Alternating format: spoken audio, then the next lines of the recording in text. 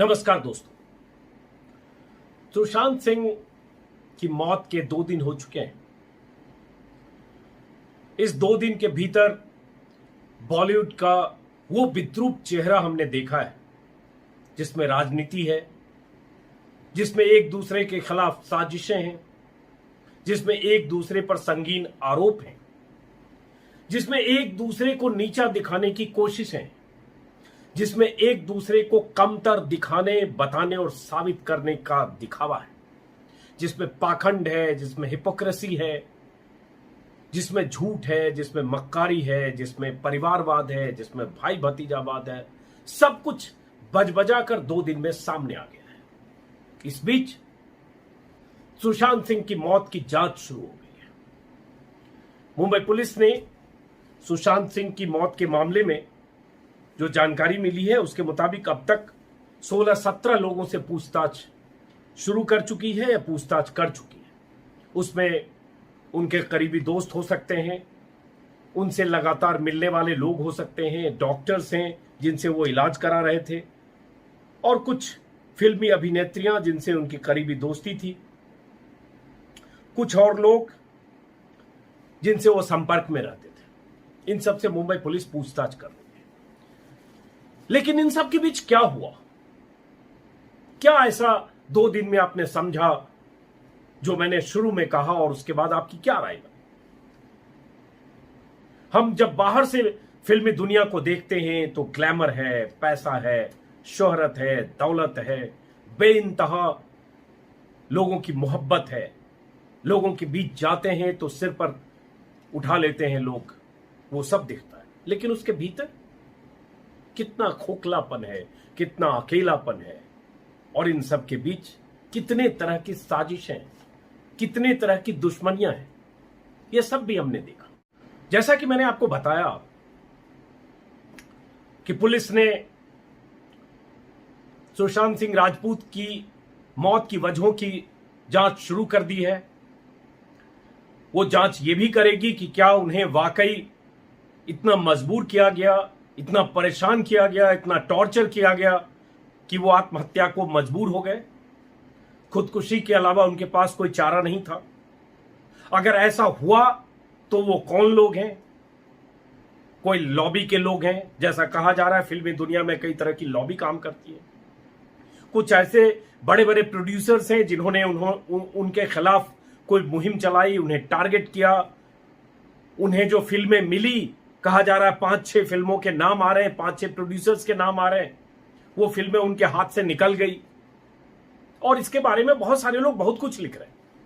शेखर कपूर से लेकर, कंगना रनावत से लेकर, विवेक ओबेरॉय से लेकर रवीना टंडन तक सब कुछ आप पढ़ चुके होंगे। उसको मैं आगे बताऊं उससे पहले, और पुलिस इस मामले की जांच कर रही है। जो महाराष्ट्र के गृह राज्य मंत्री हैं, उन्होंने खुद आकर बयान दिया है कि हम हर मामले की तह तक जाएंगे और यह भी जानने की कोशिश करेंगे कि फिल्म इंडस्ट्री के बिजनेस राइवलरी की वजह से तो उन्होंने आत्महत्या नहीं की। ये वहां के जो गृह राज्य मंत्री हैं उन्होंने खुद कहा। जांच हो रही है। हालांकि मुझे उम्मीद नहीं है कि इस जांच में ऐसा कुछ निकलेगा, क्योंकि ये चीजें साबित करना बहुत मुश्किल है। इसलिए क्योंकि सुशांत राजपूत कोई सुसाइड नोट, चिट्ठी छोड़कर नहीं गए, और अब 2 दिन हो चुके। 2 दिन में ऐसा कोई टेक्स्ट मैसेज, संदेश जिससे किसी पर सीधा इल्जाम जाए, अभी तक सामने नहीं आया। लेकिन देखते हैं पुलिस किस दिशा में जांच करेगी, क्योंकि ये आरोप बहुत सारे लोग लगा रहे हैं। उन आरोपों की बुनियाद क्या है और क्यों आरोप लग रहे हैं, और उनके निशाने पर कौन है? अगर शेखर कपूर कह रहे हैं, अगर कंगना रनावत कह रही हैं, अगर रवीना टंडन कह रही हैं, विवेक ओबेरॉय कह रहे हैं, और ऐसे बहुत सारे लोग कह रहे हैं, तो इनके निशाने पर कौन लोग हैं? कौन सा गैंग है, ग्रुप है? और वो जो लोग हैं वो उनके खिलाफ ट्विटर पर, सोशल मीडिया पर जबरदस्त मुहिम चल रही है। आप लोगों के पास भी बहुत सारे व्हाट्सएप फॉरवर्ड आ रहे होंगे।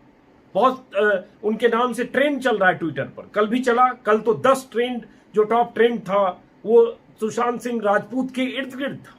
और जो सो कॉल्ड बॉलीवुड में गैंग है, जिन्हें माफिया कुछ लोग कह रहे हैं, उनके खिलाफ था। लेकिन उस पूरे मामले में क्या कुछ है और क्या कुछ निकल सकता है, ये मैं आगे बताऊं उससे पहले एक नई चीज हो गई।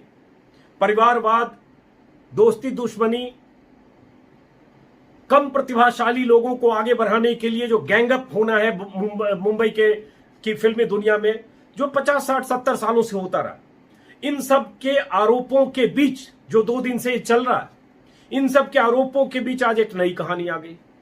नई कहानी ये आई कि अनुराग कश्यप को आप जानते होंगे, मशहूर फिल्म निर्देशक हैं, उनके ही भाई हैं अभिनव कश्यप।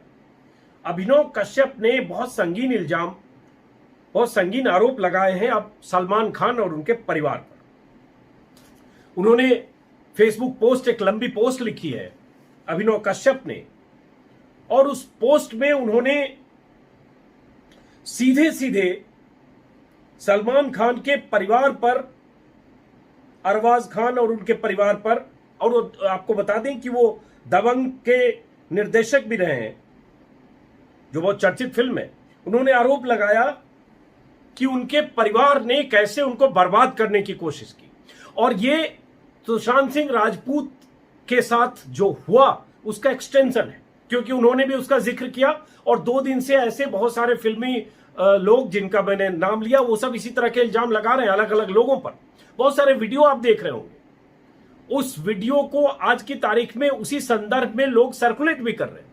लेकिन पहले जरा कि अभिनव ने क्या कहा और ये क्यों जरूरी है, और सब एक दूसरे से कैसे जुड़ता मिलता है, और ये जो कहा और लिखा जा रहा है, क्या यही सच है, या आज बहुत सारे लोग इसी बहाने कहीं अपनी दुश्मनी तो नहीं निकाल रहे हैं। आगे वो भी मैं बताने की कोशिश करूंगा जितना मैं समझ पा रहा हूं, हालांकि आप सब लोग भी समझ पा रहे होंगे कि दरअसल है क्या। इसमें बता दें कि आज क्या हुआ कि अभिनव ने फेसबुक पोस्ट लिखा, जिसमें उन्होंने लिखा, जिसका मैं एक संक्षिप्त में बता रहा हूं, क्विंट में छपी है, वहीं से पढ़ के बता रहा हूं क्योंकि उन्होंने उसको कंपाइल किया है, कि मैं पिछले 10 साल से दबंग 2 बनाने से इसलिए अलग हो गया क्योंकि अरबाज खान, सुहेल और परिवार के साथ मिलकर मुझे बुली कर मेरे करियर को कंट्रोल करना चाहते थे। अरबाज खान ने श्री अष्टविनायक फिल्म्स के साथ मेरा दूसरा प्रोजेक्ट बर्बाद किया। उनके हेड राज मेहता को खुद कॉल किया, मेरे साथ फिल्म बनाने पर उन्हें गंभीर नतीजे भुगतने की धमकी दी। मुझे फिल्म को साइनिंग के पैसे वापस करने पड़े। ये सब, मेरा प्रोजेक्ट रुक गया, मुझे 7 करोड़ की साइनिंग अमाउंट वापस इंटरेस्ट के साथ देना पड़ा। और इस तरह से उन्होंने बहुत साफ बहुत आरोप लगाए हैं। यहां तक कि जान की हमें धमकी मिली, परिवार में महिलाओं को रेप की धमकी दी गई। अभिनव ने लिखा है कि 10 सालों बाद मैं जानता हूं मेरा दुश्मन कौन है। सलीम खान, सलमान खान, अरबाज खान और सुहेल खान। सलीम खान और उनके 3 बेटे, सलमान के 2 भाई, सबका नाम इन्होंने लिख दिया है कि 10 सालों बाद मैं जानता हूं मेरे दुश्मन कौन है। सलीम खान, अरबाज खान और सुहेल खान। अब ये साफ अनुराग कश्यप ने, माफ करें, अभिनव कश्यप ने लिखा, और उन्होंने यशराज फिल्म्स की जो टैलेंट मैनेजमेंट एजेंसी है उस पर भी आरोप लगाए। उन्होंने लिखा कि यशराज फिल्म्स की टैलेंट एजेंसी पर आरोप लगाते उन्होंने लिखा कि सुशांत की मौत ने यशराज टैलेंट मैनेजमेंट एजेंसी को स्कैनर में ला दिया है, कि शायद उनका सुशांत को सुसाइड जैसे कदम उठाने में कोई हिस्सा रहा हो, लेकिन इसकी जांच होगी। ये लोग करियर बनाते नहीं, आपका करियर और जिंदगी बिगाड़ते हैं। 1 दशक तक खुद भोगने के बाद मैं कह सकता हूं कि बॉलीवुड के सभी टैलेंट मैनेजर और एजेंसी पोटेंशियल डेथ ट्रैप है।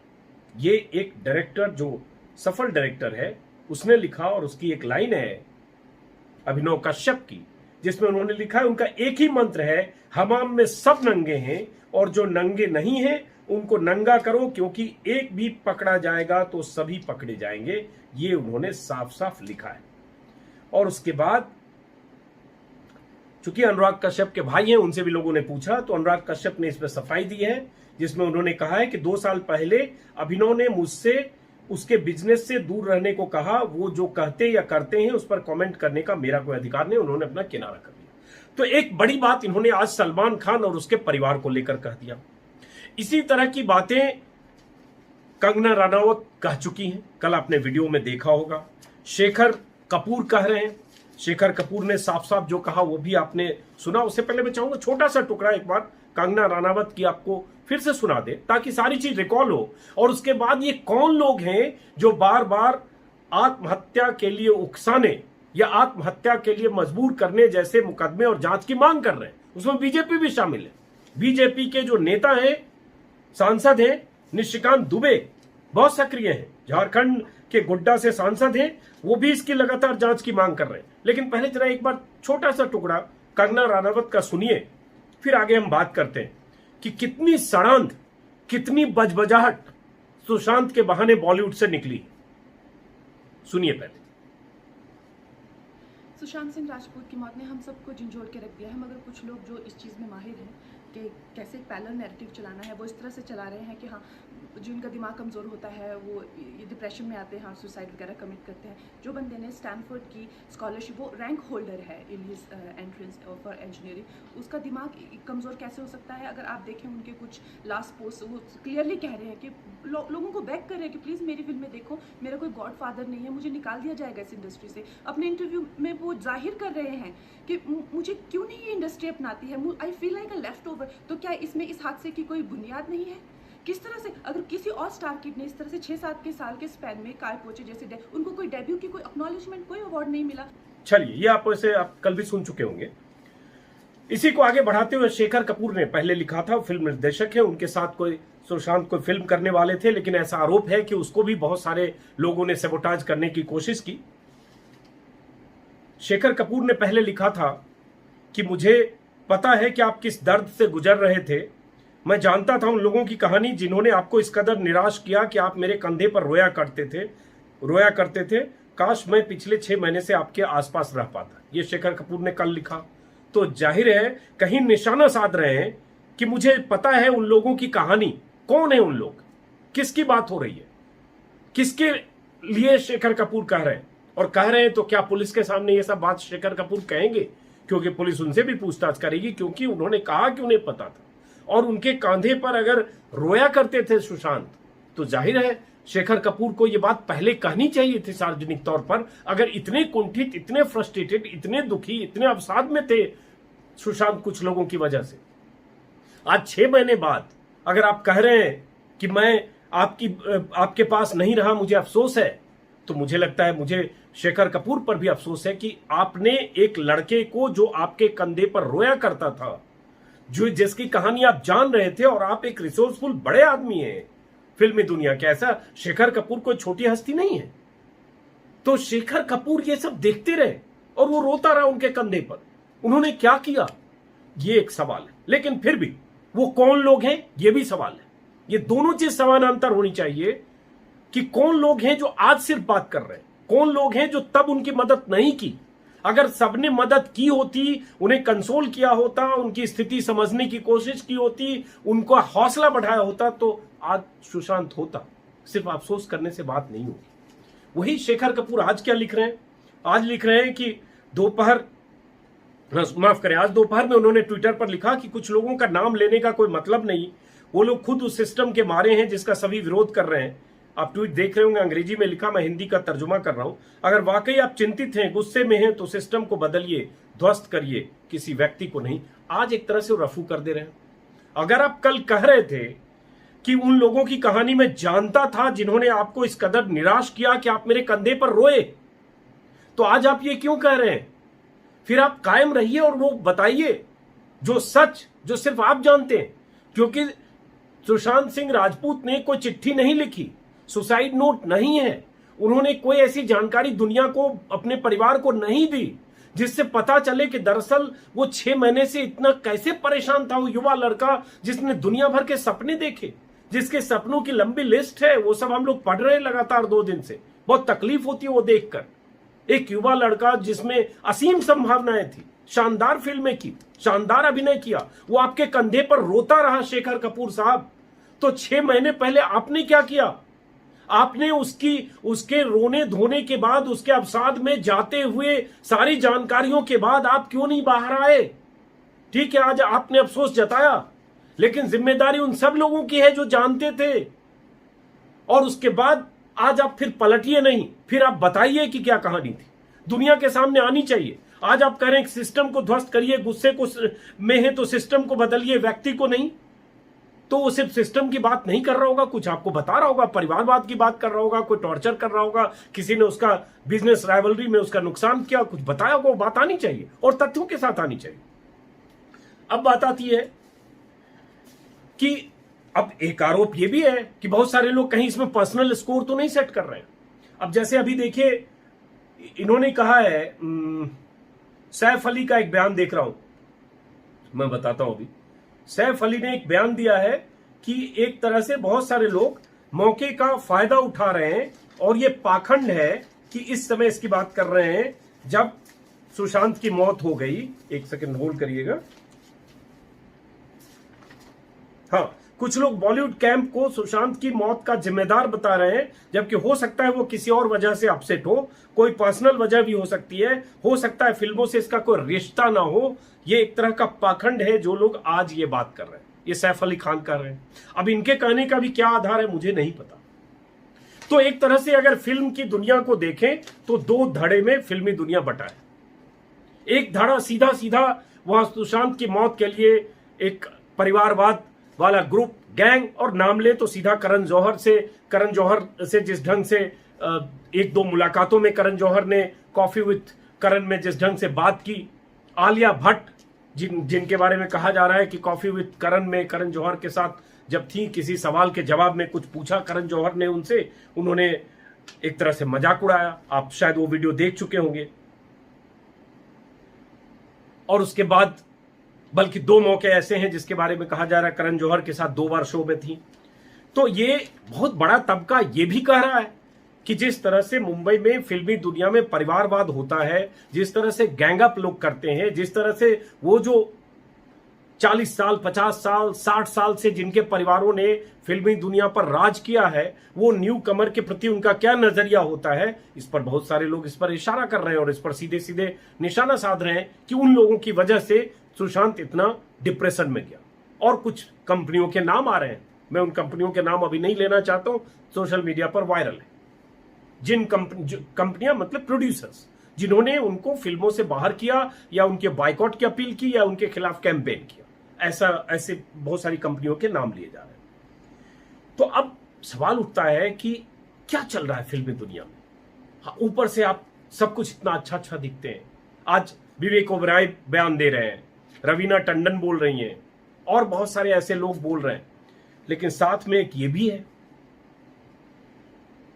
कि ऐसा बट गया है फिल्मी दुनिया कि बहुत सारे लोग करण जौहर और उनके पक्ष में हैं और बार बार ये कह रहे हैं कि खामखा इसमें सुशांत की मौत में जहां वो चिट्ठी छोड़कर नहीं मरा, उसके डिप्रेशन की और वजह हो सकती है। तो कहीं ऐसा तो नहीं कि आप किसी को विलेन बनाने की कोशिश कर रहे हैं।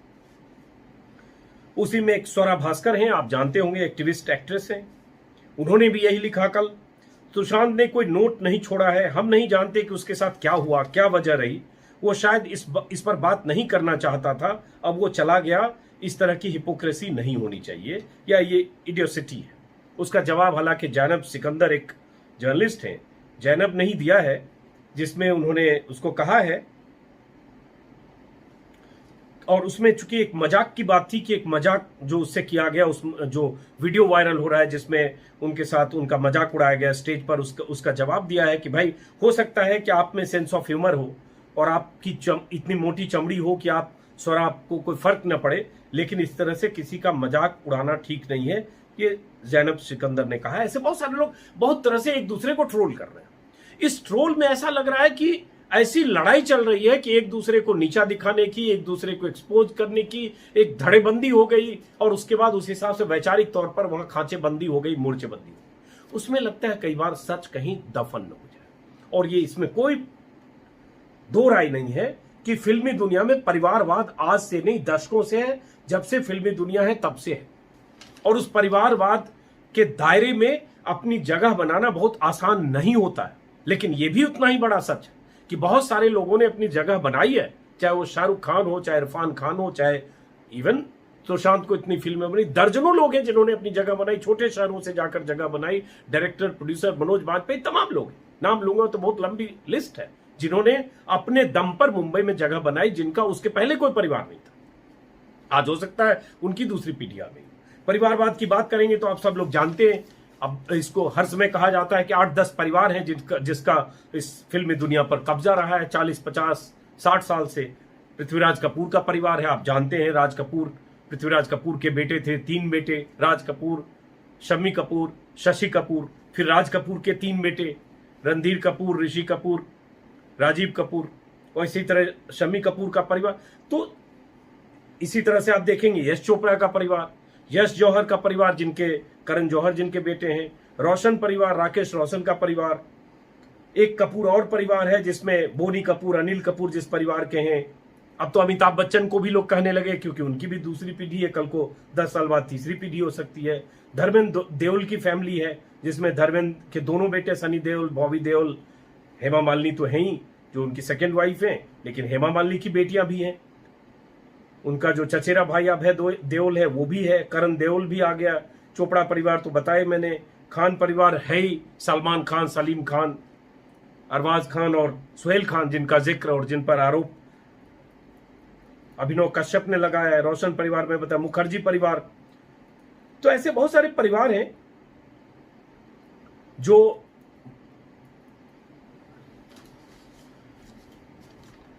जिनका पिछले 40-50 सालों से, 60 सालों से या 70 सालों से, जब से बॉलीवुड है, जब जिसकी धमक रही, उसने बॉलीवुड में अपनी धमक बनाई और अपने नालायक और नाकाबिल बेटे या बेटियों को भी फिल्म में लॉन्च किया।